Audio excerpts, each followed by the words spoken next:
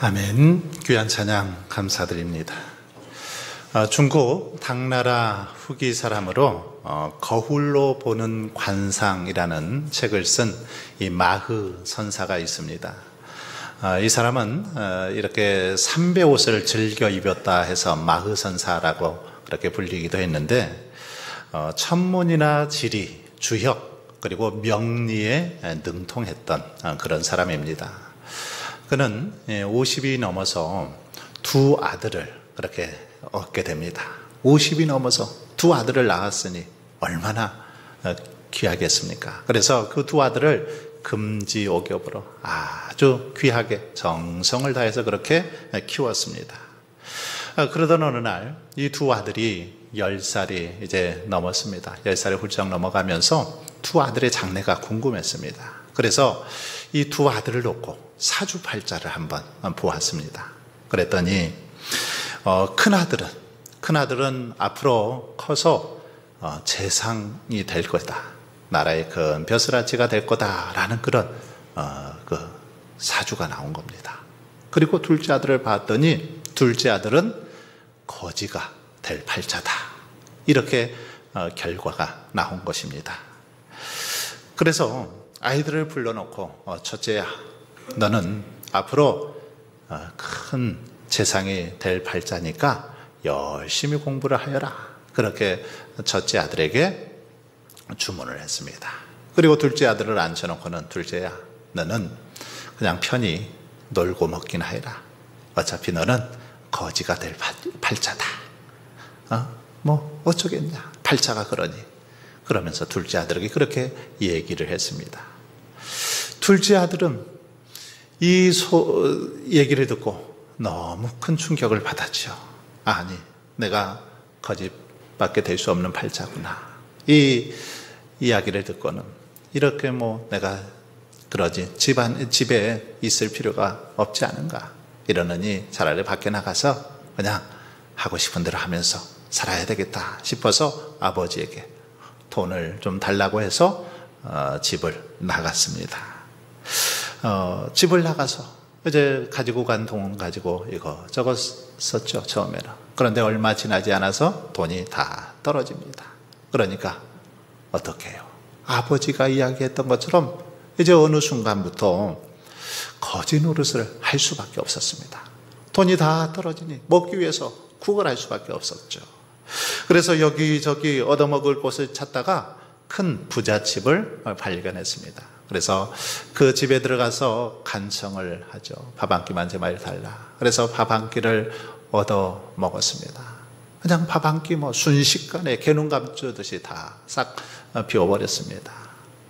그런데 한 끼를 먹고 나니까 다음 끼도 걱정이 되는 것입니다.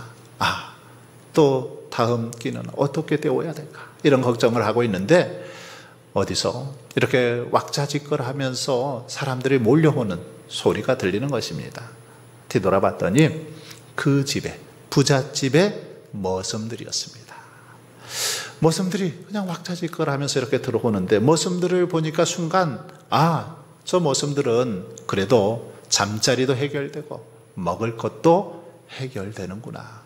참 저 머슴들이 부럽다. 이런 생각이 들어서 머슴이 되기로 작정을 합니다. 그리고는 주인에게, 그 부잣집 주인에게 제발 자신을 머슴으로 좀 받아달라고 그렇게 부탁을 하죠. 그래서 부잣집의 머슴이 되었습니다. 그는 머슴으로 있는 동안 열심히 성실하게 일했습니다. 누구보다 그렇게 열심히 일했습니다. 이 모습을 지켜보던 부자는 그를 곳간지기로 그렇게 세워주었습니다. 곳간을 잘 지키는 그런 곳간지기로 세워줬죠. 그리고 나서도 열심히 이 둘째 아들은 성실하게 그렇게 일했습니다. 누가 보든지 안 보든지 간에 열심히 일하는 그 모습을 보고 주인은 크게 감동을 했습니다. 자신의 그 무남 동녀 딸이 있었는데 이 딸을 저 사람과 결혼시키면 참 좋겠다. 이런 마음이 들었습니다. 그래서 자신의 딸과 혼인을 시키려고 했습니다. 그래서 둘째 아들은 이제 부모님께 허락을 받으려고 옛집을 다시 찾아갔습니다. 그러자 그동안 둘째 아들이 살았는지 죽었는지 소식이 궁금했던 이 마이 선사는 아주 늠름한, 아주 멋진 청년의 모습으로 이렇게 들어서는 둘째 아들을 보고 깜짝 놀랐습니다. 둘째 아들의 얼굴이 재상감으로 그렇게 변해 있었기 때문이시죠. 거지의 모습이 아니라 재상감으로 변해 있었기 때문에 깜짝 놀랐다라는 것입니다. 시간이 흘러서 정말로 둘째 아들은 재상이 되었습니다. 한편 이 재상이 될 팔자라고 했던 큰아들, 이 큰아들은 자기는 그냥 아무렇게나 먹고 놀아도 어차피 내 팔자는 그래도 재상이 될 팔자니까 그렇게 생각하고는 허랑방탕하게 하루하루 생활을 했습니다. 그러다가 결국 큰아들은 나중에 거지가 되었다라는 것입니다. 마이 선사는 이 일을 통해서 아주 큰 깨달음을 얻게 됩니다. 그리고는 그는 이렇게 사람들을 향해서 말합니다. 사주 불여 신상하고 신상 불여 심상이다.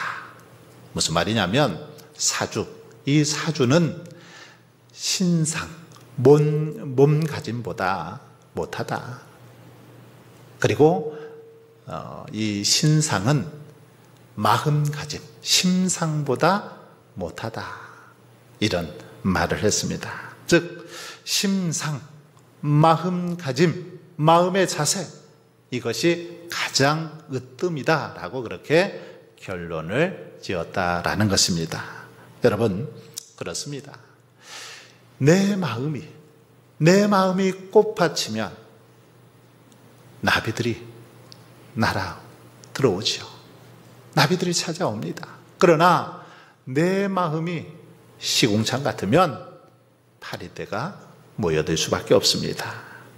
모든 일들은 생각하기 나름이요 마음 먹기에 달렸다라는 것이죠. 관상이나 사주팔자가 중요한 게 아니라는 거죠. 우리의 이 생각이 더 중요하다라는 것입니다. 외모가 어떻게 생겼든 또는 사주팔자가 어쨌든 믿을 게 못 된다라는 거죠. 중요한 것은 우리 생각이 중요하다라는 것입니다. 믿음 안에서 어떻게 생각하고 어떻게 마음을 먹느냐에 따라서 그 삶이 달라지더라는 것이죠. 미국의 철학자요 심리학자인 윌리엄 제임스는 아주 유명한 말을 하지요. 생각이 바뀌면 행동이 바뀌고, 행동이 바뀌면 습관이 바뀌고, 습관이 바뀌면 인격이 바뀐다. 인격이 바뀌면 운명이 바뀐다. 이런 말을 했습니다. 이 생각이 바뀔 때 결국 그 사람의 운명까지도 바뀌게 된다라는 그런 말입니다. 오늘 본문도 생각의 중요성을 강조하고 있습니다. 바울은 육신을 따르는 자는 육신의 일을, 영을 따르는 자는 영의 일을 생각하나니 육신의 생각은 사망이요 영의 생각은 생명과 평안이다 라고 그렇게 말합니다. 그러면서 육신의 생각은 하나님과 원수가 되고 하나님을 기쁘시게 할 수 없다 라고 그렇게 강조하고 있는 걸 볼 수 있습니다. 이렇게 우리들이 어떤 생각을 품느냐에 따라서 우리의 삶에 평안이 임할 수도 있고, 또한 하나님과 원수가 되고 하나님과 멀어질 수도 있다라는 것입니다. 그러므로 우리는 우리의 생각을 잘 다스리고 좋은 생각을 품도록 노력해야 될 점이 있습니다. 우리의 생각을 다스려야 됩니다. 좋은 생각을 품어야 합니다. 그러면 여러분, 우리들이 어떻게 해야 늘 좋은 생각을 품을 수 있을까요? 어떻게 해야 됩니까? 그러기 위해서는 먼저 좋은 생각을 품기 위해서는 듣는 것이 중요합니다. 잘 들어야 한다는 거죠. 좋은 생각, 하나님께서 기뻐하시는 생각을 품고 살아가기 위해서는 잘 귀담아 들어야 된다는 것입니다. 생각을 다스리고 좋은 생각을 품기 위해서 먼저 할 거, 우리들이 듣는 것을 잘 들어야 한다는 거죠. 좋은 것을 들어야 좋은 생각을 품을 수 있기 때문이죠. 나쁜 말, 나쁜 것을 들으면 나쁜 생각을 할 수밖에 없습니다. 좋은 생각할 수 없죠. 듣는 것이 다 그런데 어떻게 좋은 생각 품을 수 있겠습니까? 왜 아담과 하와가 여러분 타락할 수밖에 없었습니까? 그들은 잘못 들었기 때문이죠. 듣는 것에 실패했기 때문입니다. 들어야 할 소리를 듣지 않고 듣지 못할 소리를 들었기 때문입니다. 하나님의 말씀을 왜곡해서 들었기 때문에 문제가 생긴 거죠. 하나님께서는 그들에게 선악을 알게 하는 나무의 열매는 먹지 말라. 내가 먹는 날에는 반드시 죽으리라. 이렇게 말씀하시죠. 나무의 열매 먹지 말라. 먹는 날에는 반드시 죽으리라. 이렇게 말씀하셨습니다. 그런데 이들은 어떻게 들었습니까? 창세기 3장 3절에 보면 그들은 그렇게 말하죠. 하나님의 말씀에 너희는 먹지도 말고 만지지도 말라. 너희가 죽을까 하노라. 그렇게 말씀하셨다고 이야기하고 있습니다. 먹지도 말고 만지지도 말라. 너희가 죽을까 하노라. 그렇게 말씀하셨다는 겁니다. 잘못 들으니까 그렇게 지금 대답하고 있는 것이죠. 하나님은 분명히 먹지 말라, 먹는 날에는 반드시 죽으리라 했는데 아담과 하와는 듣기를 죽을까 하노라. 그렇게 들었던 것이죠. 이렇게 하나님의 말씀을 잘못 들으니까 뱀이 유혹을 할 때 그 유혹에 솔깃합니다. 뱀이 뭐라고 합니까? 하와에게 너희가 결코 죽지 아니하리라. 그렇게 유혹하지요. 죽을까 하노라. 그렇게 들었는데 뱀이 와서 죽지 않아, 괜찮아 얘기하니까 그 말에 솔깃했다라는 것입니다. 하나님의 말씀을 듣고 싶은 대로 듣고 뱀의 유혹을 받으니까 선악과가 어떻게 보입니까? 먹음직도 하고 보함직도 하고 지혜롭게 할 만큼 탐스럽게 그들의 눈에 보였습니다. 그래서 그만 선악과를 따먹고 말았습니다. 여러분, 사람은 들은 만큼 생각하고 그리고 생각한 만큼 행동합니다. 우리들의 삶이 그렇죠. 들은 만큼 생각하고 생각한 만큼 행동하죠. 교육의 이유가 여기에 있는 거죠. 많은 것을 듣기 위해서 교육받는 거 아닙니까? 공부하는 거 아닙니까? 그러므로 여러분, 듣는 것이 너무 중요합니다. 신앙생활의 기본, 이 기본은 어디서부터 시작될까요? 듣는 것부터 시작되죠. 지난주에 우리가 기본으로 돌아가자라고 말씀드렸습니다. 성전 중심의 생활, 예배 중심의 생활로 돌아가자라고 했는데 성전에 오셔서 예배 드리는 이유는 뭘까요? 그것은 하나님의 말씀을 제대로 듣기 위해서죠. 하나님의 말씀을 잘 귀담아 듣기 위함입니다. 그래야 바른 믿음의 생활을 할 수 있죠. 잘 들어야 바른 신앙생활을 할 수 있습니다. 잘못 들으면 아담과 하와처럼 유혹에 빠질 수밖에 없죠. 하나님과 원수가 될 수밖에 없는 것입니다. 여러분, 하나님께서는 지금도 저와 여러분을 향해서 끊임없이 말씀하고 계십니다. 이 시간에도 저희들을 향해서 계속해서 말씀하고 있습니다. 우리는 이 말씀 잘 귀담아 들어야 됩니다. 하나님께서 뭐라고 말씀하시는지 귀를 기울여서 잘 들어야 된다는 거죠. 그래야만 우리의 믿음이 자라고 그 속에서 지혜를 얻게 되는 것입니다. 하나님의 사람은 반드시 하나님의 음성, 하나님의 말씀을 들어야 됩니다. 세상의 소리, 잘못된 소리, 왜곡된 소리, 불신의 소리를 들으면 우리의 생각이 그렇게 되는 겁니다. 결국 우리의 삶도 그렇게 될 수밖에 없습니다. 바울은 로마서 10장 17절에서 그러므로 믿음은 들음에서 나며 들음은 그리스도의 말씀으로 말미암았느니라 라고 그렇게 말씀하십니다. 우리의 믿음, 하나님의 말씀을 들을 때, 그리스도의 말씀을 들을 때 거기서 믿음이 생기더라는 겁니다. 주의 말씀을 잘 귀담아 들을 때 믿음도 자라고 그렇게 생기는 것이죠. 그래서 모세는 신명기 6장 4절에서 이스라엘아 들으라 그렇게 강조하고 있죠. 이스라엘 백성들을 향해서 이스라엘아 들으라. 뭘 들으라는 겁니까? 하나님의 말씀을 귀담아 들으라는 것입니다. 사도 요한도 요한계시록 2장 29절에서 귀 있는 자는 성령이 교회들에게 하는 말씀을 들을지어다. 그렇게 우리에게 권면하고 있습니다. 교회를 향해서. 오늘 우리를 향해서 하시는 성령의 음성 들으라는 것입니다. 이 말씀을 듣는 것이 얼마나 중요한지 우리에게 성경은 잘 가르쳐주고 있습니다. 하나님의 사람 사무엘 선지자는 말씀하옵소서 주의 종이 듣겠나이다. 그렇게 고백하는 걸 볼 수 있습니다. 그러면서 하나님의 말씀에 귀를 기울였죠.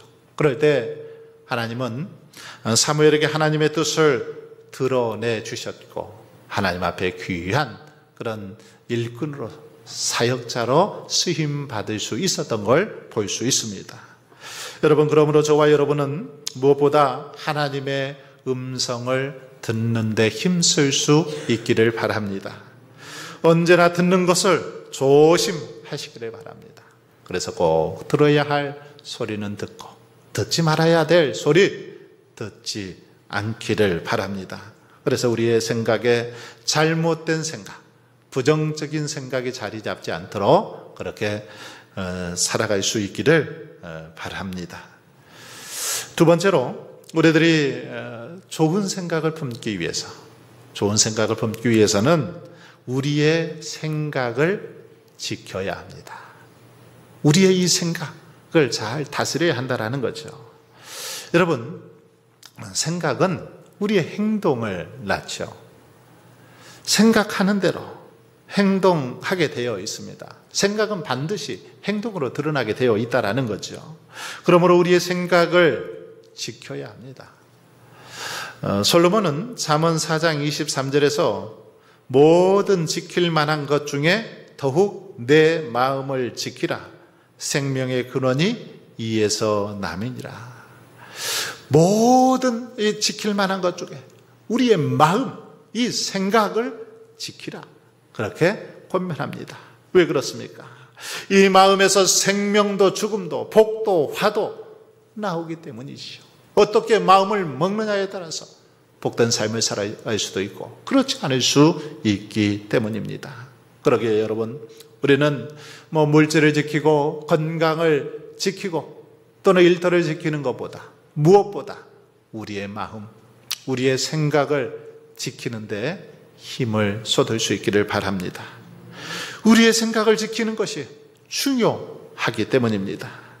생각이 무너지면 모든 것이 무너지기 때문이죠.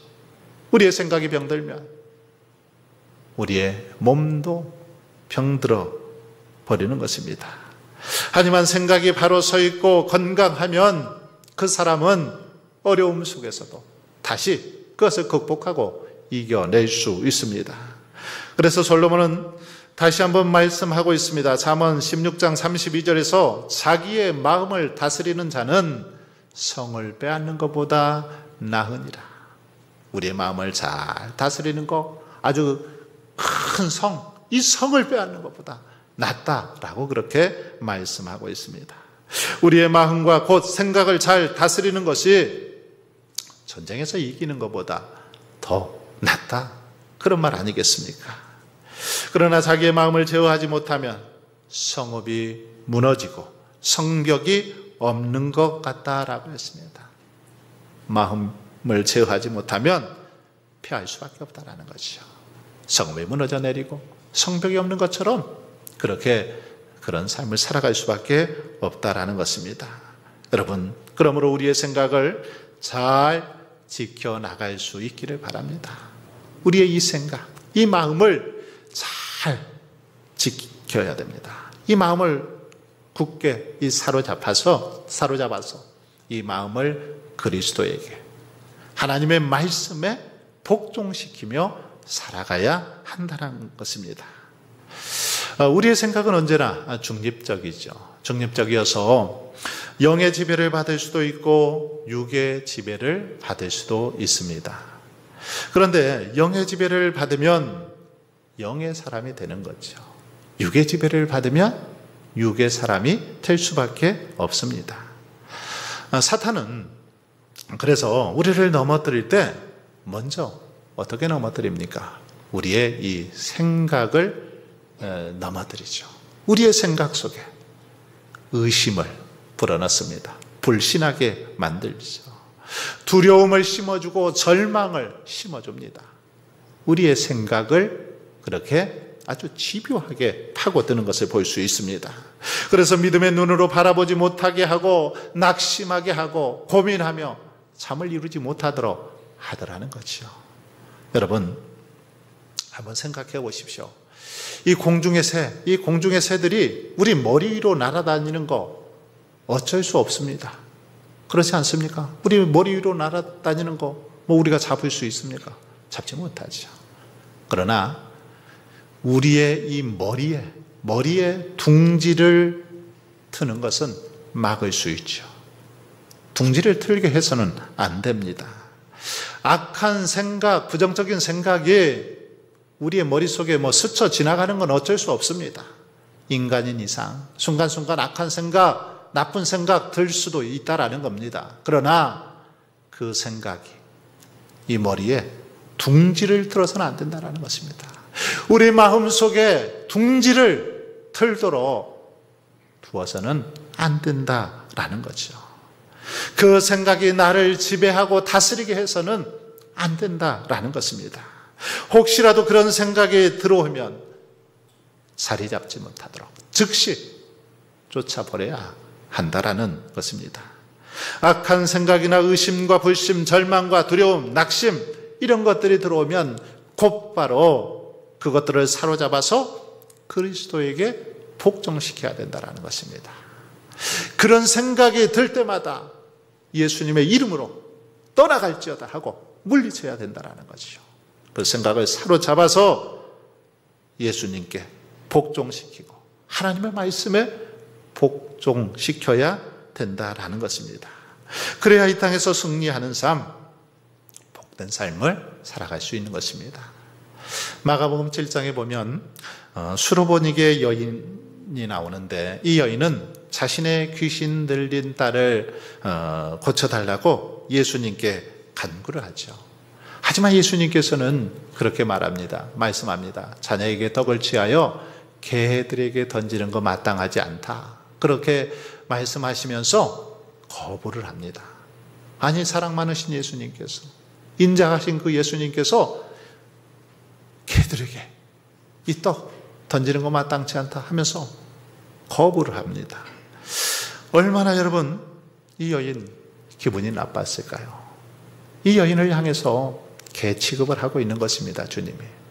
너무너무 기분 나쁠 겁니다. 이 정도면 아마 기분 나빠서라도 막 예수님께 한 소리 하고 그냥 돌아섰을 것입니다. 그런데 이 여인은 여기서 물러서지를 않습니다.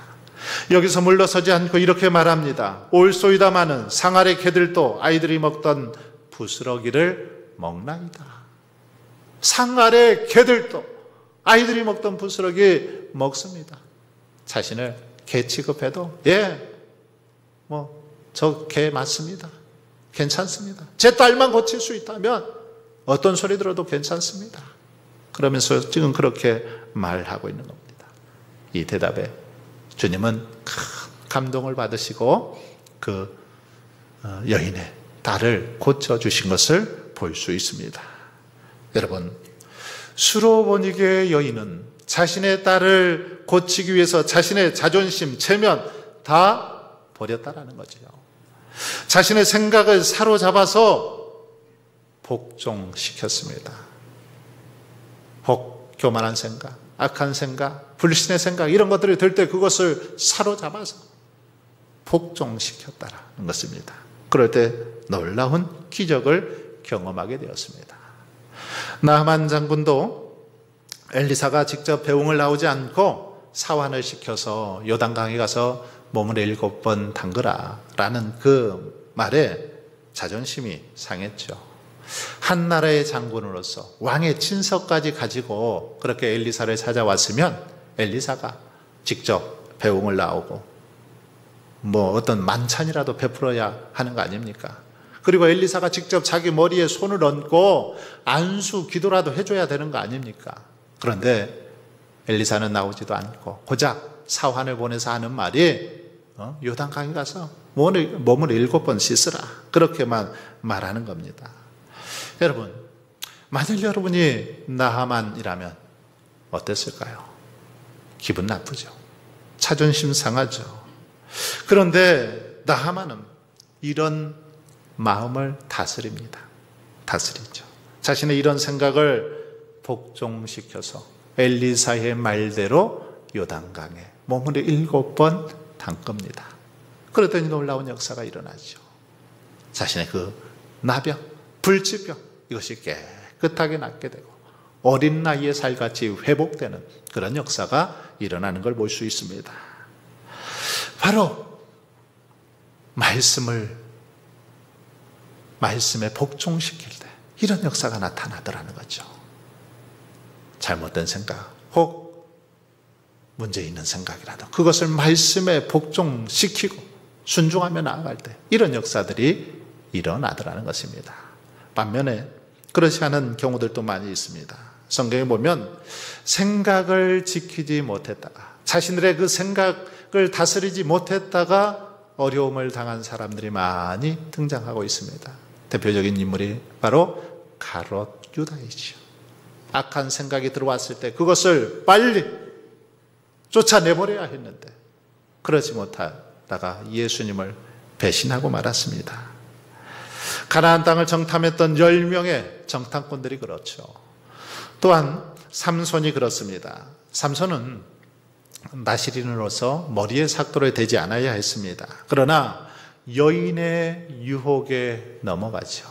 여인의 유혹에 넘어가서 그만 머리에 삭도를 대고 맙니다. 이 일로 그는 블레셋에게 잡혀서 이 두 눈이 뽑힙니다. 두 눈이 뽑히고 옥에서 맷돌이나 돌리는 아주 비참한 그런 신세가 되는 것을 볼 수 있습니다. 생각을 지키지 못할 때 결국 이렇게 비참한 인생으로 떨어질 수밖에 없더라는 사실입니다. 사랑하는 성도 여러분, 이와 같이 우리의 이 생각 참 중요합니다.